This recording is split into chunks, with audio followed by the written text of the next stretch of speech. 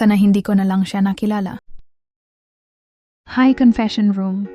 Itago niyo na lang ako sa pangalang Mia. 33 years old, may 2 anak at asawa ng isang seaman. 6 na taon na kaming kasal ng asawa kong si Mark at masasabi kong maayos naman ang buhay namin. Nakakauwi siya tuwing 6 na buwan, kaya sanay na rin ako sa long distance setup namin. Pero nitong huling sakay niya sa barko, dumoble ang kontrata niya. Dapat 6 na buwan lang siya sa laot, pero naging 1 taon dahil sa emergency sa crew nila. Sa mga unang buwan, okay pa naman ako. Busy ako sa pag-aalaga sa mga anak namin at sa maliit naming online business. Pero habang tumatagal, pakiramdam ko parang may kulang. Doon ko nakilala si Paulo. Isa siyang delivery rider na madalas kong makausap tuwing may orders ako. Masayahin siya at palaging nagbibiro. Sa una, simpleng kwentuhan lang. Pero habang lumilipas ang mga linggo, napansin kong hinihintay ko na ang pagdating niya.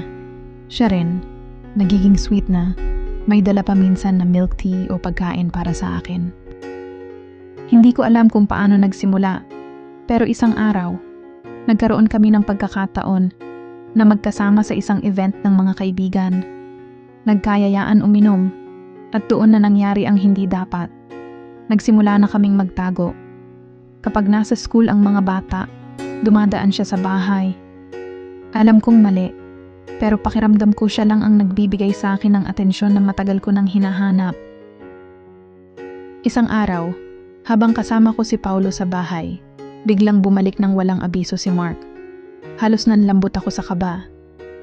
Pinilit kong magpaliwanag, pero hindi niya ako pinakinggan. Umalis siya ng walang salita at dinala ang mga anak namin. Ngayon, wala na sa akin si Mark. Si Paulo? Nang malaman niyang wala na akong asawa, bigla na lang siyang naglaho. Masakit tanggapin na dahil sa isang pagkakamali, nawala sa akin ang lahat. Hindi ko naman talaga balak pagtaksilan si Mark.